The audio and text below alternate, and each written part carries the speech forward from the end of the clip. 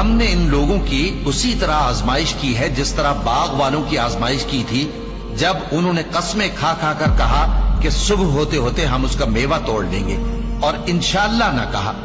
सो वो अभी सो ही रहे थे कि तुम्हारे परवरदिगार की तरफ से रातों रात उस पर एक आफत फिर गई, तो वो ऐसा हो गया जैसे कटी हुई खेती। फिर जब सुबह हुई तो वो लोग एक दूसरे को पुकारने लगे कि अगर तुमको काटना है तो अपनी खेती पर सवेरे ही जा पहुंचो।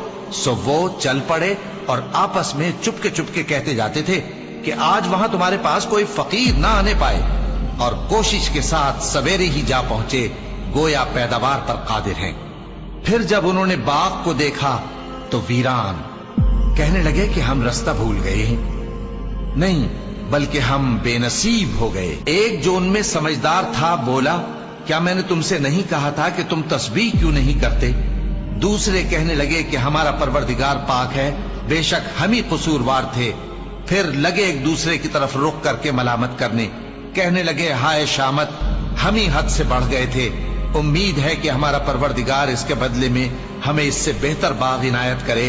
हम अपने परवरदिगार की तरफ रुजू करते हैं। देखो अजाब यूं होता है और आखिरत का अजाब सबसे बढ़कर होगा। काश ये लोग जानते होते।